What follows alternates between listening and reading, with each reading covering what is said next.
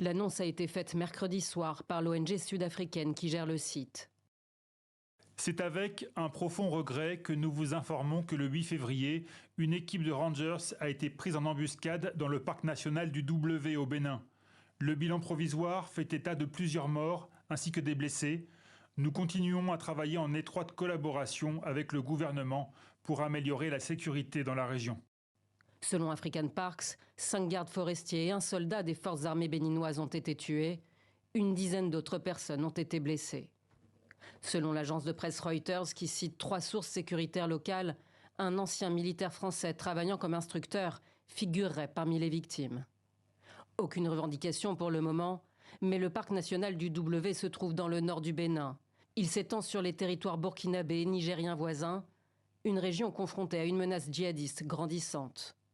La surveillance s'est d'ailleurs accrue ces 2 derniers mois. La lutte antiterroriste figure parmi les priorités de l'exécutif béninois. Et avec nous ce soir en direct du Bénin, notre correspondant Émilien David. Bonsoir Émilien, quelles sont les dernières informations sur cette attaque? Alors, pour le moment, on ne sait pas grand-chose de plus que ce qui vient d'être expliqué dans le reportage, car ni les pouvoirs publics ni la direction du parc n'ont apporté plus de précisions sur les circonstances exactes de l'événement et l'identité des victimes. Mais selon l'une des sources au sein de l'armée, des rangers du parc W auraient roulé lors d'une patrouille sur un engin explosif improvisé. Des militaires sont alors venus pour leur porter secours et ils ont à leur tour été victimes de l'une de ces mines artisanales. Le bilan est lourd, vous l'avez dit, au moins 8 morts, dont peut-être un instructeur français. Et ce que l'on sait en revanche, c'est que ce n'est pas la première fois qu'une attaque est perpétrée dans cette zone transfrontalière, à cheval donc sur le Bénin, le Niger et le Burkina Faso. Émilien.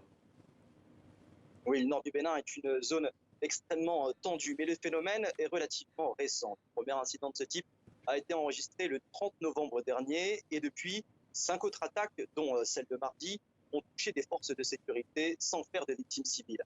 Ces attaques, elles sont attribuées à des groupuscules d'Al-Qaïda et Al-Qaïda. Et comment vous expliquez cette recrudescence d'attaques?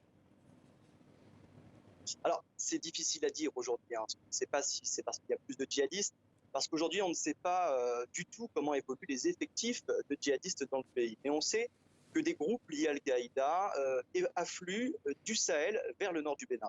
La pression est donc plus forte sur cette zone. Mais si les attaques sont aussi nombreuses, c'est aussi parce que la présence militaire s'est intensifiée ces derniers mois. Les autorités ont durci la surveillance sur cette zone frontalière avec le Burkina Faso et le Niger.